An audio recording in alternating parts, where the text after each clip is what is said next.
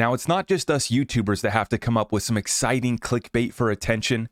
We are now seeing Forbes dropping $33 trillion shock warnings for the cryptocurrency space, and they specifically mention Bitcoin, Ethereum, and XRP. And you always know my deal. If I put it in the title, if I put it in the thumbnail, I'm going to explain why it's there. I'm not here to clickbait anybody. We do want to get you to watch the videos, but hey, if it's thrown up there, I'm going to explain why it's there. Now, let's get right on into today's update as we start off this week in another exciting article shared here by Forbes. We're going to get into that here shortly. It's going to be a quick week, though, short one with Thanksgiving. Hopefully, you guys had a blessed weekend. Now we're going to look here. We got a few days that the markets are going to be open. They are closed Thursday for Thanksgiving, and then they do open back up, but close early on Friday. I'm going to show you guys what to watch out for as we get right on into this week.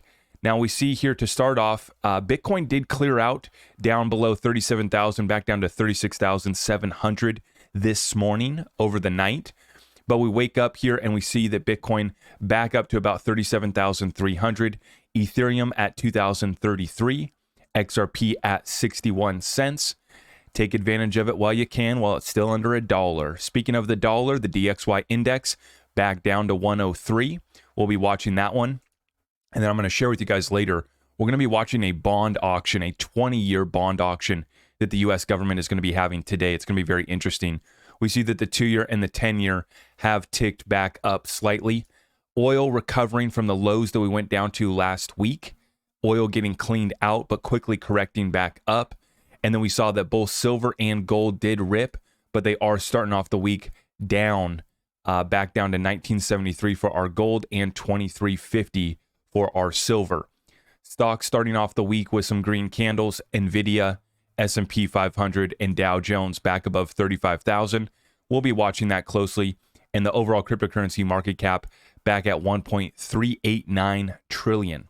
So that's what we're watching for. Now we slide on over to see, like I said, it's a short week. So we'll take a look here. Today we get the U.S. leading economic indicators. That's something to watch. Tomorrow, I'm excited to see the existing home sales, another real estate data point, and I will be dropping another real estate update here shortly. So if you haven't already, make sure you subscribe, hit that notification bell. You don't want to miss our updates because remember, it's not just cryptocurrency here. We're covering all the financial markets and showing you how we're moving in all of the asset classes. Initial jobless claims is going to come in on Wednesday, along with durable good orders and consumer sentiment. That'll be good. We are closed for Thanksgiving. And then we get just a couple data points, S&P Flash, U.S. services and U.S. manufacturing PMI on Friday. Okay, this comes after last week. We saw that the Fed is reporting, cheerleading that we've won the fight against inflation, back down to 3.2%. That was the headline CPI. Core is still at 4%, and that core is what they're trying to get down to 2%. So a lot of folks are starting to front run this thing. That's what the stock market's doing by going up. They're excited because they think that the Fed is done raising rates, and they very well could be, right? But I think that folks got to be careful trying to front run this Fed pivot to start cutting rates, because even if they do cut rates slightly, we still have to adjust to this new normal, these new rates that are basically double from where they were at just a couple years ago. So this is going to reset all of the asset classes. This is going to reset all of the business sectors that are being disrupted by other factors as well right now. And this disruption, this chaos can be your opportunity if you're willing to take advantage of that. Now let's get right on into it. So we see here headlines coming out this morning. Dow Jones trades near 2-month high amid optimism that the Fed is finished raising rates. As I was saying, the market is cheerleading like the Fed has won the fight against inflation. I worry that some of these folks are going to get caught up in that mess. Now today we see we have the 20-year government sale of treasury bonds. So, you got T-bills, right? 3 months, 6 month, 9 month. And then you have treasury bonds. You have the 2-year, you have the 10-year. They had a 30-year auction. And their most recent auction was the longest tail that we've seen since about the Great Financial Crisis. And what the tail is the tail is where the rates have to finish off during that auction. So let's say the rates start at 4.5%. That's the starting initial bid. Well, nobody wants the crap. Nobody wants these bonds.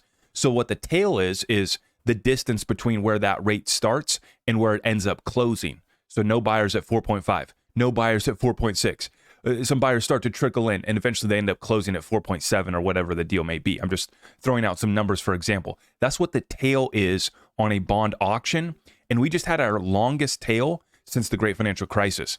Nobody wants this crap. As I've been saying, the bonds, it's just a deal with the devil. Treasuries lose steam ahead of 20-year government sale. NASDAQ 100 heads towards the highest since January of 2022. So it's risk on once again. Everybody thinks the Fed's done tightening, so the DXY is falling off, and the treasuries here, nobody wants them, and now folks are just piling back into the stocks because they mistakenly think that, everything's fine, it's A-okay, and it's time to push and pump our stocks once again. So the bond rally flounders as 16 billion test insight markets wrap. So this is what we're watching right now. The rally in the world's biggest bond market toward its best month since March lost traction on Monday, with traders gearing up for a $16 billion sale of 20-year treasuries. They have a serious problem here. They have a lot of treasuries to sell. And what is a treasury? Fundamentally, it's just them issuing debt. So who's going to be today's sucker to buy $16 billion worth of 20-year bonds? Now, you get the likes of Warren Buffett and others that are piling into these short-term T-bills, 3 months, 6 months, that are paying 5%, because you only have exposure to the U.S. government for 3 to 6 months. And then if you want to roll over, you can. Now, a 20-year bond, right? We're going to see how high this is going to go up, and I expect that this thing, the tail on this one, is going to be significant. We might see something like we just saw last week on this one. Now, as I'm saying, who wants to do a deal with the United States government when we see our own government and Biden is literally writing off assets on our balance sheet? They're trying to issue record amounts of debt. Our deficit is at 33 trillion. Our unfunded liabilities are over 100 trillion. And now, one of the assets on our balance sheet, student loan debt, which is now coming due, by the way. They are going to make, those payments are starting to come due. But for some folks, they are being forgiven. Biden has forgiven $127 billion in student loan debt per Bloomberg. Now, I'm not here to argue whether student loan debt's good, bad, forgive this, forgive that. I just bring this right back to our balance sheet as the United States of America. That was an asset. We got paid, right? It's the student's liability. And it's a debt, it's a burden that hangs over these students. And in many cases, it does put them behind. But I didn't sign on the dotted line for them, right? So I'm not here to forgive you for your sins. You take that up with God or whoever you want to take that up with. Take it up with Biden, and maybe he'll forgive your case. In this regard, he found a loophole because the Supreme Court already shut him down. He found a loophole here to forgive $127 billion worth of student loan debt. And it's about $1 trillion asset on the balance sheet, and we just wiped out about 10% of it. Not good. Now, speaking of forgiving, or in this case freezing, we get this one coming out here today. Tether freezes $225 million in USDT linked to human trafficking group. Uh-oh. And we've been talking about it, a lot of bad stuff, and the US dollar is still predominantly used for funding crimes against humanity, bad stuff. The US dollar is still number one, by far. Not even close. But that doesn't matter. Perception is reality. And what you're seeing right now out of the United States is the talks to, really hammer down on Binance, come at Tether. And so we're going to have to watch this one as we clean up the cryptocurrency space. It's something that we have to go through. And I'm about to show you, we have to clean up this space because the flood of institutional liquidity is coming, and we're about to get to Forbes clickbait, the $33 trillion warning. That's coming up here shortly.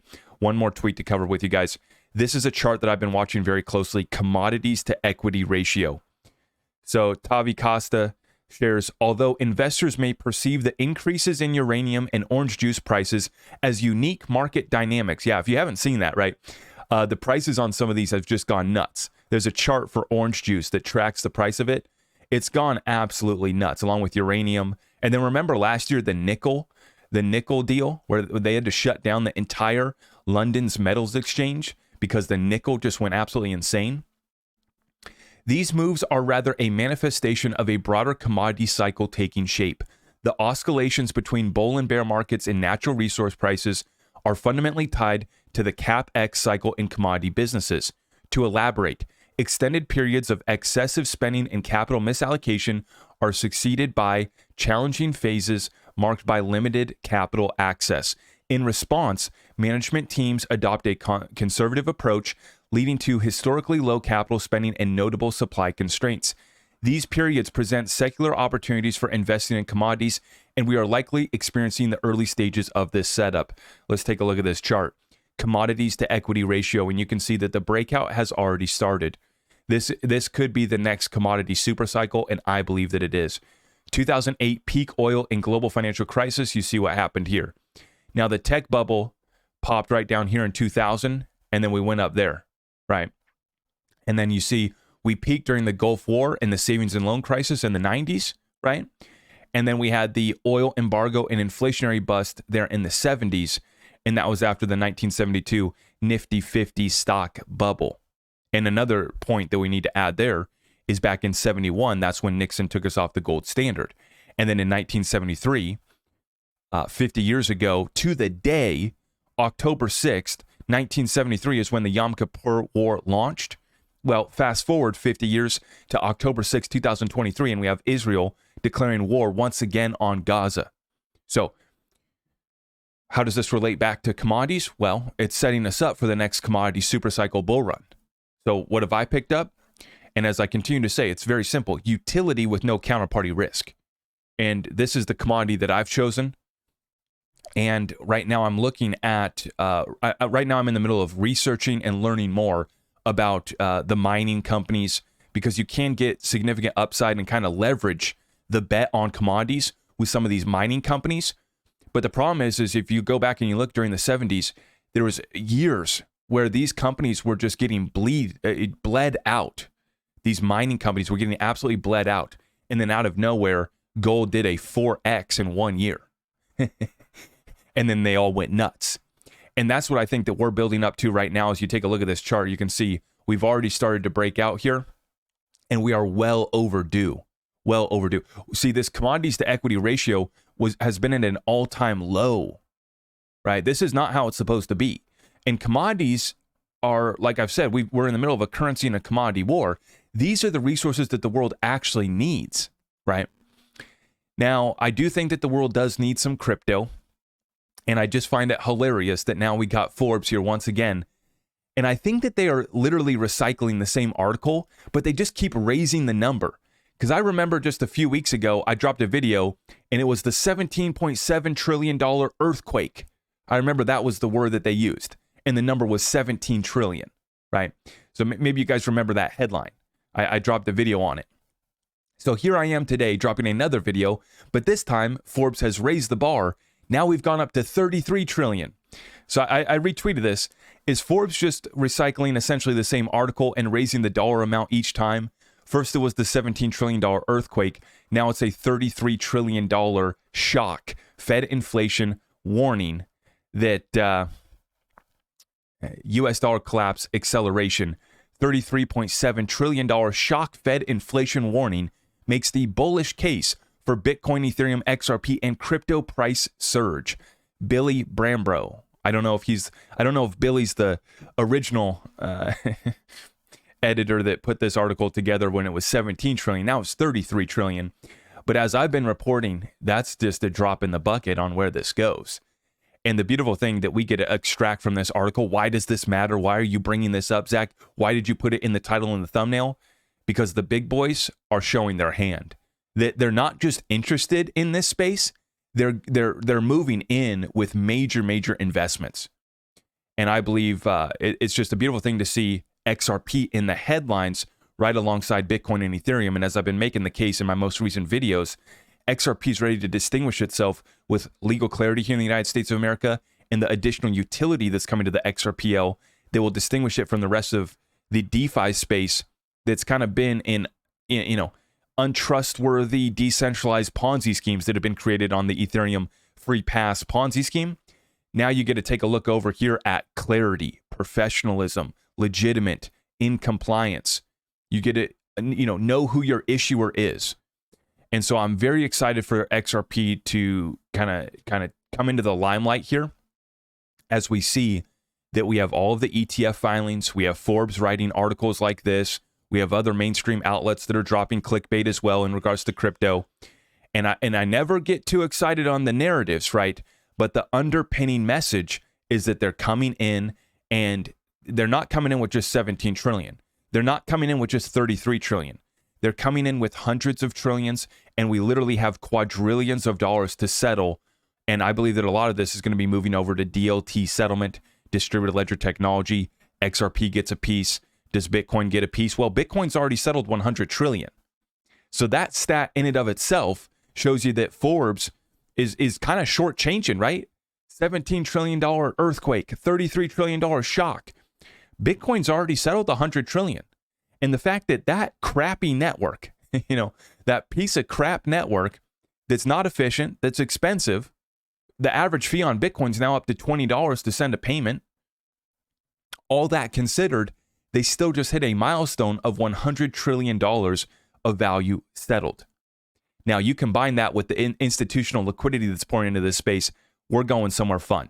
And so this is going to be a quick week here this week. Hope everyone's getting ready. We're going to have a blessed Thanksgiving. Unfortunately, crypto hasn't pumped. Our XRP hasn't gone to the moon. So at Thanksgiving dinner, we are going to get mocked. We are going to be made fun of. But we can show them that the big boys and girls are ready to dump in institutional liquidity. And when grandma's making fun of you for your crypto investments, you can say, well, grandma, eventually here, you're going to be able to get exposure to some crypto through an ETF, through your money manager, or you can come to me and we can get you some crypto and you won't have to pay any fees, and you can self-custody and you can get outside of that 401k Ponzi scheme that you're caught up in. For those who have eyes to see and ears to hear, with open minds and an open heart, you can see that this isn't just about making some gains. This is about bettering humanity, and that's why I'm in the digital asset space. Yes, we want to build some wealth. I'm not going to sit here and act like we're just here to, do a kumbaya. Oh, we're going to be happy slappy. No, we want to make some money. And what we're going to do with that is going to change the world. And so if you're here on that journey with me, I appreciate you. May God bless you. And if you can do me a favor, can you tap it? Can you smack it? Can you hit it? And if you haven't already, subscribe, hit that notification bell. We got more content coming on the way. And I'm going to link up right here. I did a live last night. If you guys want to listen to me rant for another hour or so, the live last night was a fun one. God bless all of you. We'll see you in the next one.